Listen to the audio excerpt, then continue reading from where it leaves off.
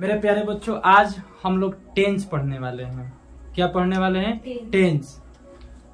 Tense का हिंदी होता है काल। क्या होता है? काल। टेंस का हिंदी क्या होता है? वो काल। टेंस कहते किसे हैं या काल किसे कहते हैं? ठीक है, तो क्रिया के जिस रूप से होने या करने, क्रिया के जिस रूप से होने या करने के समय का पता चलता है। क्या चीज का पता चलता है? हो समय का पता चलता है, उसे हम लोग क्या कहते हैं? टेंस कहते हैं। क्या कहते हैं? टेंस कहते हैं। जैसे टेंस से एक चीज आप लोगों को पता चलेगा कि टेंस बताएगा कि कोई भी काम किस समय में हुआ है और कब हुआ है। क्या बताएगा? हो कोई भी काम किस समय में हुआ है और कब हुआ है। कोई दिक्कत? टेंस मुख्यतः 3 प्रकार के होता है। के प्रकार के होता है? टेंस को प्रकार के होता है? 3 प्रकार के होता है। पहिल का प्रेजेंट टेंस, जिसका हिंदी होता है वर्तमान काल। वर्तमान काल। पास्ट का हिंदी होता है भूत काल। भूत काल। और फ्यूचर टेंस का हिंदी होता है भविष्यत काल। क्या होता है? वो भविष्यत काल। भविष्यत काल। तो present tense, past tense, future tense कहते किसे हैं, इसको बारीकी से हम लोग अभी समझेंगे। सबसे पहले कोई पूछेगा आप सभी लोगों से कि प्रेजेंट टेंस किसे कहते हैं। ठीक है, तो वर्ब का वह रूप, वर्ब का वह रूप जिससे वर्तमान समय का पता चलता है। क्या पता चलता है? वर्तमान समय का पता चलता है, उसे हम लोग क्या कहते हैं? Present tense. बोर्ड पे लिखा हुआ है वर्ब के जिस रूप से वर्तमान समय का बोध हो, उसे हम लोग क्या कहते हैं? Present tense. क्या कहते हैं? वो प्रेजेंट टेंस कहते हैं। जैसे यदि आपको किसी भी वाक्य में am, is, are, have, has, do दिखाई देता है, तो आपको किस टेंस का उदाहरण समझना है? Present tense. कौन सा टेंस हो? Present tense. दूसरा का क्या है? Past tense. क्या हो? पास्ट के मतलब ही होता है भूत, यानी कि बीता हुआ। तो वर्ब के जिस रूप से बीते हुए समय का बोध होता है, कौन सा समय? बीते हुए समय का, जो मतलब पहले हो गया है, उसको हम लोग क्या कहते हैं? Past tense. क्या कहते हैं? Past tense. मतलब कि वैसा क्रिया के रूप से पता चलेगा कि कोई काम पहले हो गया है। कब हो गया है? तो उस क्रिया के बदौलत हम लोग उस वाक्य को क्या कहेंगे? Past tense. जैसे आप किसी भी वाक्य में आपको दिखाई दे देता है वाच, वेयर, हैड या अन्य कोई भी हो सकता है, तो आप लोग किस मतलब टेंस का आप लोग उदाहरण समझिएगा? Past tense. कौन सा टेंस हो? Past tense. और फ्यूचर टेंस किसे कहते हैं? फ्यूचर टेंस किसे कहते हैं? तो वर्ब का वह रूप जिससे आने वाले समय का पता चलता है, मतलब फ्यूचर, भविष्य के पता चलता है, उस वाक्य को हम लोग क्या कहेंगे? Future tense. क्या कहेंगे? Future tense. आपके बोर्ड पे लिखा हुआ है कि वर्ब के जिस रूप से आने वाले समय का बोध हो। आने वाले समय का मतलब आपके जीवन में आने वाला समय है। ठीक है, तो ऐसा बोध हो तो हम लोग उसे क्या कहते हैं? Future tense. क्या कहते हैं? Future tense. और फ्यूचर टेंस पहचानने के लिए आपको दिया हुआ रहेगा टेंस में, जैसे विल या शैल। विल या शैल या विल बी या शैल बी। यदि इन सभी में से कोई भी आपको नजर आता है तो आप कौन सा टेंस समझिएगा, फ्यूचर टेंस। कौन सा टेंस, फ्यूचर टेंस। तो एम इज आर और डू रहेगा तब कौन टेंस आप समझिएगा, प्रेजेंट टेंस। कौन टेंस हो, वाज वेयर हैड ये सब रहेगा तो आप क्या समझिएगा, पास्ट टेंस। शैल विल या शैल बी या विल बी रहता है तो क्या समझना है, फ्यूचर टेंस। अभी प्रेजेंट टेंस, पास्ट टेंस और फ्यूचर टेंस तीनों के बारे में हमने बताया। और am is are have has do रहता है तो वह प्रेजेंट टेंस होता है। कौन सा टेंस होता है वो, present tense. Was were had रहता है तो वह कौन टेंस होता है, past tense. Shall will shall be will be रहता है तो कौन टेंस होता है वो, फ्यूचर टेंस, जो आपको यहाँ पर हम लिखे हुए हैं। प्रेजेंट टेंस में आता है am is are do have has. Past में आता है वाज वर हैड।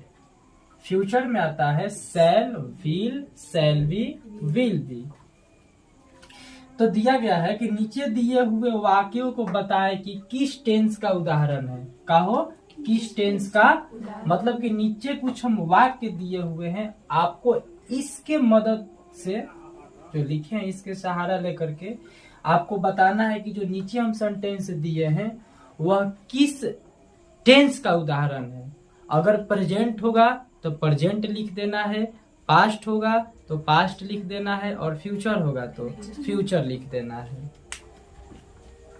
तो पहल का जो वाक्य है आई एम अ स्टूडेंट, इसमें जो क्रिया है एम है, क्या है, और एम रहेगा तो इसको किस टेंस का वाक्य कहा जाएगा, प्रेजेंट टेंस का। देखिए इसमें हम एम लिखवाए हुए हैं तो यहाँ पर आपको लिख देना है प्रेजेंट टेंस।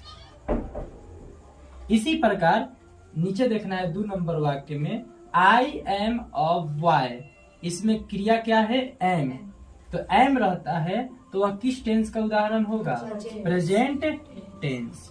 तो PRESENT प्रेजेंट टेंस।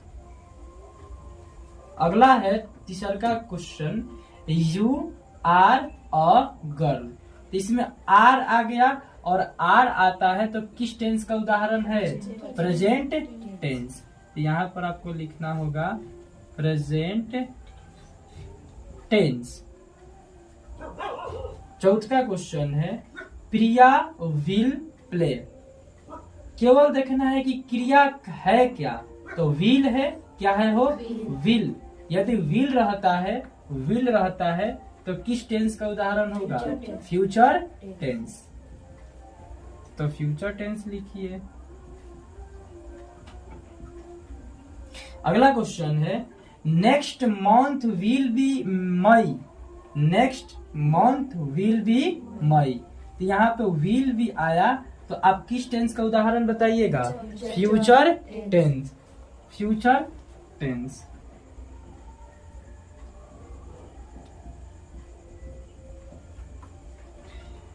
छठा क्वेश्चन है रानी हैड ट्वाइस, क्या आया है, मतलब क्रिया हो हैड, तो हैड आया तो आप कौन सा टेंस बताइएगा, पास्ट टेंस। तो यहाँ पर आपको लिख देना है पास्ट टेंस। अगला है 7 number I shall be busy, तो यहाँ पर शैल बी आ गया, क्या आ गया हो, शैल बी, तो शैल बी आता है तो किस टेंस का उदाहरण होगा, फ्यूचर टेंस।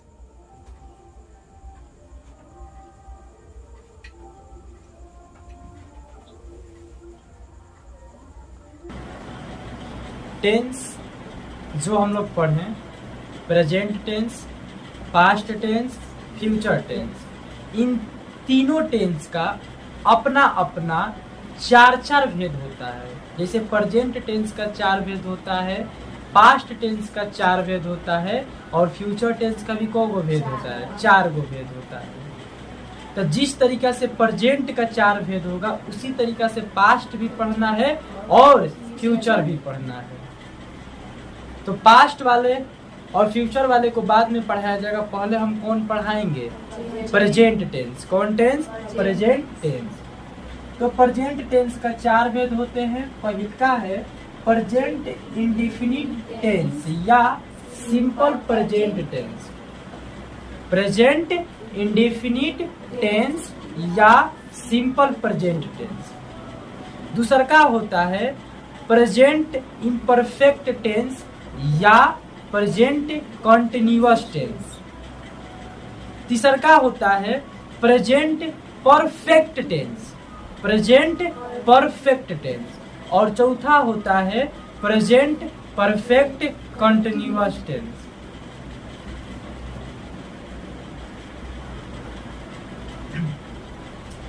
तो यहाँ पर लिखा हुआ है प्रेजेंट इम्परफेक्ट टेंस या प्रेजेंट कंटिन्यूअस टेंस। तीसरा का प्रेजेंट परफेक्ट टेंस और चौथा का प्रेजेंट परफेक्ट कंटिन्यूअस टेंस। अब एक एक करके हम लोग इन सभी टेंस के भेदों का खत्म करेंगे। प्रेजेंट इंडेफिनिट सबसे पहला होगा, उसके बाद कंटिन्यूअस होगा, उसके बाद प्रेजेंट परफेक्ट कंटिन्यूअस होगा, और उसके बाद प्रेजेंट परफेक्ट छूटा हुआ है वो भी हम कराएंगे। ठीक है। तो सिंपल प्रेजेंट टेंस जो है इसका हिंदी होता है साधारण वर्तमान काल। क्या होता है वो? साधारण वर्तमान काल। साधारण वर्तमान काल है जिसका अंग्रेजी प्रेजेंट इंडेफिनिट होता है। क्या होता है? तो किस तरीका से आप लोग पहचानिएगा कि प्रेजेंट इंडेफिनिट का वाक्य है या नहीं है। तो हिंदी वाक्य को पहचानने के लिए उसमें सबसे पहले ढूंढा जाता है क्रिया। क्या खोजा जाता है? क्रिया। क्रिया क्या होता है? आप अपने पूरे जीवन में जो भी काम करते हैं वो सभी के सभी क्या है? क्रिया। क्या है वो? क्रिया। जैसे खेलना, यह क्या है? पढ़ना क्या है? रोना क्या है? घूमना क्या है? तो ये सभी चीजें है जो आपका क्या रहता है? क्रिया। जहां भी समय लग रहा है वो सबके सब क्या है? क्रिया। खेलने में समय लगता है, वो लिखने में, पढ़ने में, हंसने में भी समय लगता है ना, रोने में लगता है समय। तो हम लोग पहचान सीखेंगे प्रेजेंट इंडेफिनिट का। कैसे की पहचान सीखेंगे हो? प्रेजेंट इंडेफिनिट का। प्रेजेंट इंडेफिनिट का पहचान आप लोगों को ध्यान पे रखना है, जो हम बोर्ड पे लिखे हुए हैं देखिएगा। आखिर किस तरीका से पहचान कीजिएगा कि प्रेजेंट इंडेफिनिट का वाक्य है या नहीं है। तो अभी बता रहे थे क्रिया यानी कि काम। क्रिया के मतलब काम। और क्रिया के अंत में कहाँ हो? अंत में। क्रिया के अंत में ता है, ती है, ते हो, ती हो, ता हूं, ती हूं रहता है। तो आप लोग उस वाक्य को किस टेंस का उदाहरण समझिएगा? Present indefinite. प्रेजेंट जैसे राम पढ़ता है, राम पढ़ता है। तो सबसे पहल का आप लोगों का काम होगा कि इसमें काम कौन हो रहा है, काम है क्या। कहा काम ही क्या होता है? क्रिया। क्या होता है? तो राम काम है ना, पढ़ता यानी राम पढ़ रहा है, तो पढ़ना है कि क्या है? काम है। तो अंत में देखिएगा तो क्रिया के अंत में ता और यहाँ पर क्या है? तो ता है। जैसे ही आपको दिखाई दिया तो आपको प्रेजेंट इंडेफिनिट का रूल लगाना है। और अभी प्रेजेंट इंडेफिनिट का बनावट आप सभी लोगों को बताया जा रहा है, जो याद करना ही होगा। याद नहीं होगा तो आने वाले सेंटेंसेस आपसे नहीं बनेगा। ठीक है।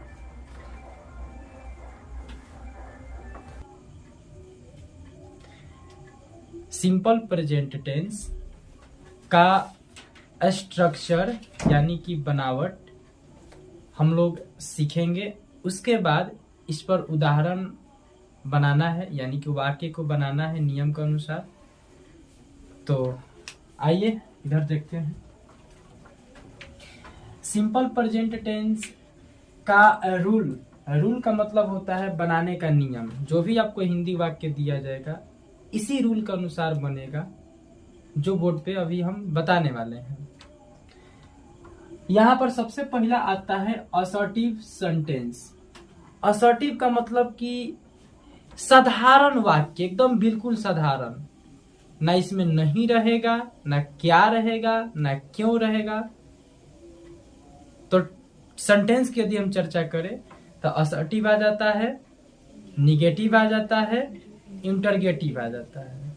निगेटिव में नहीं शब्द जुड़ा रहता है, इंटरगेटिव में प्रश्नात्मक शब्द जुड़ा रहता है, जैसे क्या, क्यों, कब, कैसे, यही सब जुड़ा रहता है। ठीक है। तो इंडिफिनिट में असर्टिव का जो रूल है वह है सब्जेक्ट प्लस वर्ब के पहिलका रूप है। वर्ब का 5 गो रूप होता है, जिसमें कौन सा रूप लेना है? पहिलका रूप। और यदि सब्जेक्ट के अनुसार होगा तो एस आना तो क्या जोड़ देना है? ईएस। कहाँ एस कहाँ ईएस जुड़ेगा अभी तुरंत बताने वाले हैं। और उसके बाद क्या जोड़ देना है? ऑब्जेक्ट। सब्जेक्ट प्लस वर्ब के पहलका रूप, और सब्जेक्ट के अनुसार या तो एस आना तो और उसके बाद ऑब्जेक्ट। उदाहरण है मैं पढ़ता हूं। सबसे पहले पहचानना है कि इंडिफिनिट का वाक्य है या नहीं है। तो मैं पढ़ता हूं, ता हूं आ गया तो किसका उदाहरण है? Indefinite present. तो रूल कह रहा है, नियम, कि सबसे पहले लिखिए सब्जेक्ट। सब्जेक्ट है मैं, तो मैं का स्पेलिंग क्या हो जाएगा? आई। क्या हो जाएगा? उसके बाद बोला गया है वर्ब के पहिलका रूप, इसमें क्रिया जो है पढ़ता, यानी कि पढ़ना एक काम है, तो पढ़ना का स्पेलिंग क्या हो जाता है? रीड। क्या होता है? रीड। अब इसमें कोई ऑब्जेक्ट नहीं है तो ये वाक्य कंप्लीट हुआ। ठीक है। दूसरा का उदाहरण है वह जाती है। तो यहां शब्द देखिएगा, जाना एक क्रिया है, परंतु जाती है यह एक स्त्रीलिंग शब्द का बोध करा रहा है, तो वह का स्पेलिंग यहां पर सी होगा। और यदि पुरुष शब्द का बोध कराता तो क्या होता? ही होता। तो वह का स्पेलिंग यहां पर क्या होगा? सी। सब्जेक्ट यानी यहां पर वह हो गया, उसका स्पेलिंग क्या हो गया? अब चाहिए वर्ब। क्या चाहिए हो? वर्ब।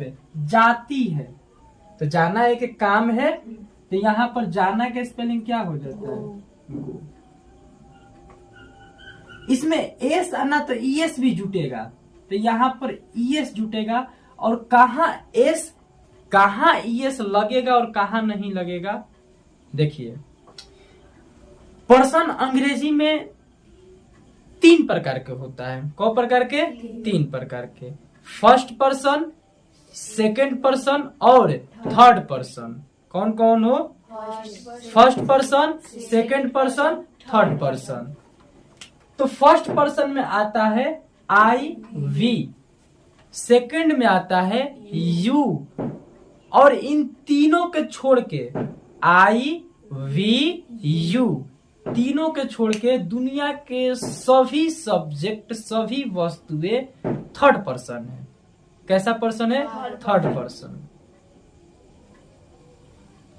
तो एस और ईएस का जो प्रयोग है थर्ड पर्सन के साथ होगा, लेकिन थर्ड पर्सन जो होना चाहिए सिंगुलर होना चाहिए। क्या होना चाहिए? सिंगुलर। जैसे थर्ड पर्सन आता है ही, सी, इट, दे, और नाम, एगो नाम, दूगो नाम, 3 गो नाम, अनेकों नाम हो सकता है, सबके सब क्या है? Third person. लेकिन बोले हैं कि एस और ईएस का प्रयोग सिंगुलर थर्ड पर्सन के साथ होगा। किसके साथ होगा? Singular third person. सिंगुलर होना चाहिए थर्ड पर्सन। दे जो है क्या है? प्लूरल। क्या है? और दे के साथ एस या ईएस का प्रयोग नहीं होगा। यहां पर लिखवाए हैं, यदि सब्जेक्ट थर्ड पर्सन तथा सिंगुलर हो, कैसा हो? तो वर्ब के साथ या तो एस ना तो ईएस जोड़ दिया जाता है। तो यहाँ पर आइएगा तो सब्जेक्ट जो है सी है। क्या है हो? तो सी जो है थर्ड पर्सन है और सिंगुलर भी है, जिस कारण हम लोग यहाँ पर क्रिया के साथ क्या जोड़ेंगे? एस ना तो ईएस। तो सब्जेक्ट हो गया सी और जाना का स्पेलिंग गो, और थर्ड पर्सन के कारण यहाँ पर हम लोग क्या जोड़े हुए हैं? ईएस। ठीक है। तो अगला नियम जो हम लोग सीखेंगे, वह होगा प्रेजेंट इंडेफिनिट में असर्टिव के बाद निगेटिव आता है, जो गलती से इंटरगेटिव बोला गया। ठीक है। तो यहाँ पर अब निगेटिव का रूल हम लोग समझेंगे। निगेटिव का रूल जो होता है, सब्जेक्ट प्लस डू या डज प्लस नॉट। यह नॉट काहे के लिए आया? जब वाक्य में नहीं शब्द होगा, राम नहीं पढ़ता है, तो नहीं के लिए क्या लगाना है? नॉट। उसके बाद वर्ब का पहले का रूप और उसके बाद ऑब्जेक्ट। तो यहाँ पर डू और डॉज है। आखिर डू और डॉज का प्रयोग होगा किसके साथ? डू और डॉज का प्रयोग होगा किसके साथ? तो डू का प्रयोग जो होगा आई, वी, यू, दे या प्लूरल नंबर, बहुवचन। सब्जेक्ट रहता है तो क्या चीज का प्रयोग होगा? डू का। क्या चीज का प्रयोग होगा? डू का प्रयोग होगा। I, we, you, they plural number रहेगा तो क्या चीज का प्रयोग? डू का। और ही, सी, इट और सिंगुलर नंबर या एक नाम रहेगा तो फिर क्या चीज का प्रयोग होगा? डॉज का। क्या चीज का प्रयोग होगा? डॉज का। तो उदाहरण से समझते हैं हम लोग। पहला उदाहरण है, तुम लोग नहीं पढ़ते हो। तुम लोग नहीं पढ़ते हो। तो जो यहाँ पर सब्जेक्ट है क्या है? तुम लोग। तो यहाँ पर हो जाएगा यू। सब्जेक्ट के बाद या तो डू ना तो क्या लगाना है? डॉज। तो यू है तो यू के साथ जो प्रयोग करना है, डू का प्रयोग करना है। क्या प्रयोग हो? तो यू डू। उसके बाद नॉट का हो? नॉट। उसके बाद वर्ब। अब इसमें वर्ब यानी काम क्या हो रहा है? पढ़ना। तो पढ़ना का स्पेलिंग क्या हो जाएगा? रीड। और ऑब्जेक्ट, तो कोई ऑब्जेक्ट आपके वाक्य में नहीं है, तो यह आपका वाक्य कंप्लीट हुआ। दूसरा का वाक्य, वह नहीं खेलता है। वह नहीं खेलता है। खेलता है लड़का के लिए बोला जा रहा है या लड़की के लिए? तो ही का प्रयोग कीजिएगा। वह का मीनिंग या सी का हो? ही का प्रयोग होगा। ठीक है, बहुत पिटाओगी। तो यहाँ पर हो जाएगा सब्जेक्ट ही का हो जाएगा हो, और ही के साथ डू का प्रयोग होगा या डॉज का? डॉज का के हो? डॉज का। तो ही डॉज। अब नॉट कहा से कि नहीं है यहाँ पर, तो क्या लगा देना है? नॉट। और खेलता है, काम इसमें क्या हो रहा है? खेलना। खेलना का स्पेलिंग क्या होता है? प्ले। किसी को दिक्कत नहीं? दिक्कत है नु हो। तो अब इंटरगेटिव का रूल्स हम लोग देखेंगे।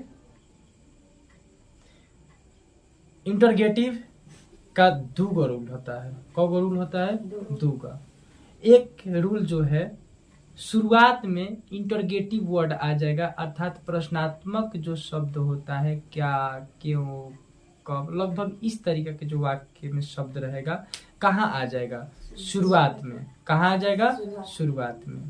तो यदि शुरुआत में क्या शब्द आ जाता है, शुरुआत में क्या शब्द आ जाता है, तो रूल 1 को अपनाइएगा। इसका रूल जो है, डू या डॉज प्लस सब्जेक्ट, और यदि वाक्य में नहीं रहता है तो नॉट जोड़ना है, और यदि नहीं न दिया हो तो नॉट को नहीं जोड़ना है। और उसके बाद V1 और ऑब्जेक्ट। तो यहाँ पर उदाहरण है, क्या तुम आम खाते हो। सबसे पहले पहचान करना होगा कि प्रेजेंट इंडेफिनिट का वाक्य है या नहीं है। तो बताया गया है ते हो, तो किसका उदाहरण है, प्रेजेंट इंडेफिनिट। अब रूल के अनुसार बनाना है। सबसे पहले बोला गया डू अनाटो, किसके अनुसार, सब्जेक्ट के अनुसार। तो सब्जेक्ट यहाँ पर क्या है, तुम, यानी तुम का स्पेलिंग यू होता है और यू के साथ डू का प्रयोग होता है न हो।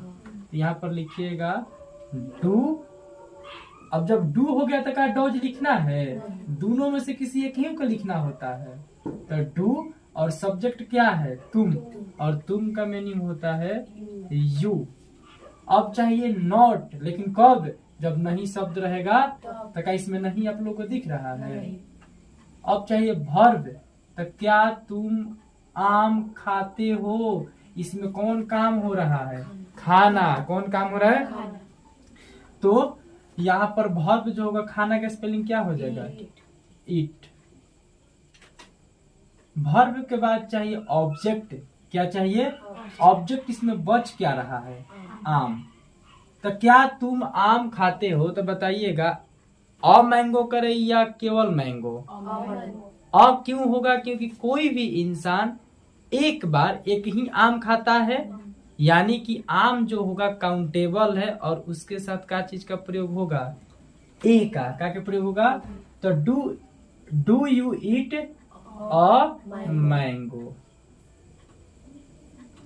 उसके बाद प्रश्नात्मक का चिन्ह लगाना कंपलसरी होता है, वरना आपका वाक्य को गलत साबित किया जा सकता है। दूसरा का उदाहरण है, क्या निशा दौड़ती है, क्या निशा दौड़ती है। तो सबसे पहले हमको चाहिए डू या डॉज, बट किसके अनुसार, तो सब्जेक्ट में दौड़े वाला बा के निशा। तो निशा नाम हो, का हटुए, और नाम बटुए, तो का चीज का प्रयोग होगा, डॉज। का चीज का, डॉज का। तो यहाँ पर लगाना है डॉज, और उसके बाद सब्जेक्ट जो होगा निशा। ठीक है। उसके बाद अगर नहीं शब्द है तो नॉट, नहीं न दिया हो तो क्या नॉट लगाना है हो। तो नहीं इसमें आप लोग को दिखाई दे रहा है। तब वर्ब खोजिए, तो इसमें क्या काम हो रहा है, दौड़ना, यानी दौड़ती है। तो दौड़ना का स्पेलिंग क्या हो जाएगा, रन। बाकी ऑब्जेक्ट दिया है इसमें नहीं। और अंत में क्या चीज, प्रश्नात्मक के चिन्ह। अब रूल 2 क्या कहता है, इंटरगेटिव में कौ गो रूल बताएं, 2 गो। एक, जब शुरुआत में क्या शब्द होगा, और दूसरा का शुरुआत में ना हो करके कहीं बीच में होगा। मतलब सब्जेक्ट के पहले ना, सब्जेक्ट के बाद होगा या कहीं और होगा, लेकिन सब्जेक्ट के पहले नहीं होगा। तो उसका जो रूल है, देखिए यहाँ पर जो हम लिखे हैं, what, why, how, where, whose, when, सबके सब यह इंटरगेटिव वर्ड है। कैसा वर्ड है, इंटरगेटिव वर्ड। तो अगले टेंस में हम इन सभी को ना लिख करके हम एक शब्द यूज करेंगे, इंटरगेटिव वर्ड। तो आपको समझना होगा कि what, why, how, where, whose, when, यही सब होता है।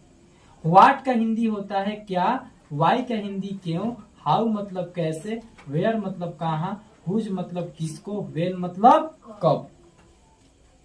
इन सभी में से किसी एक को लिखना है। अब क्या रहेगा हिंदी में उसके अनुसार।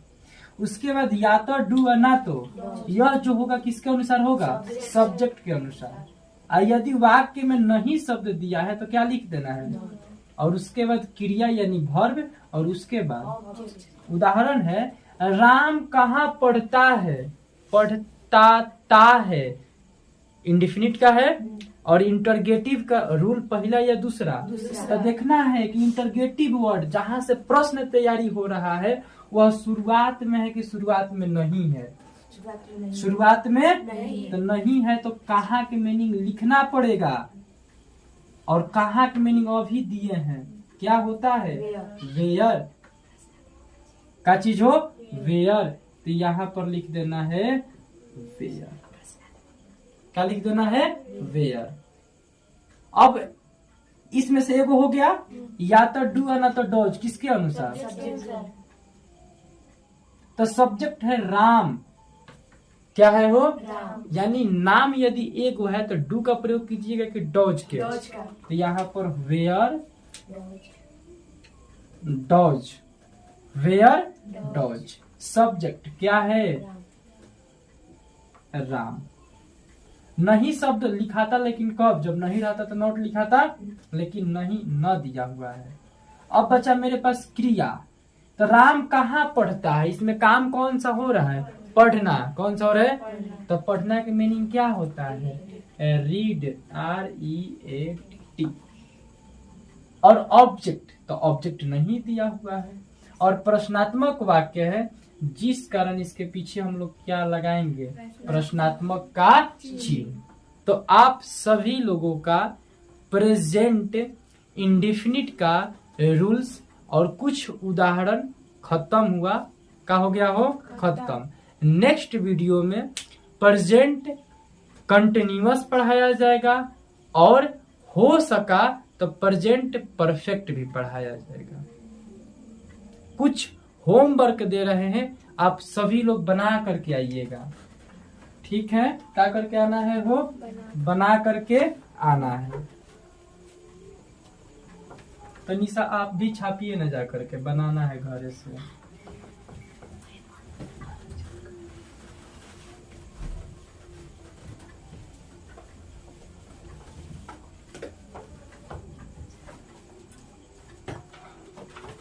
और ऑनलाइन वाले बच्चे जो प्रश्न ना समझ में आए, जो सेंटेंसेस समझ में ना आए, कमेंट में प्रयास कीजिएगा लिख देने के लिए। इसका रिप्लाई हम अवश्य ही करेंगे। तो पहला है रीता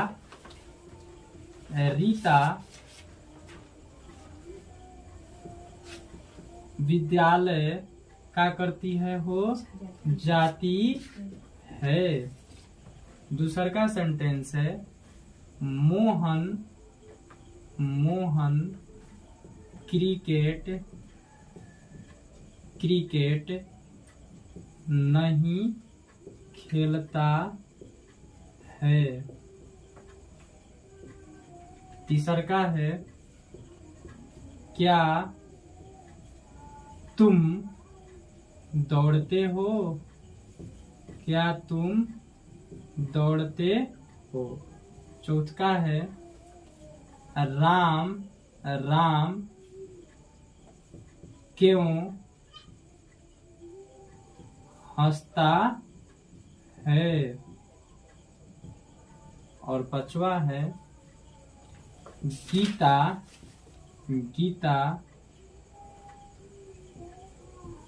कहाँ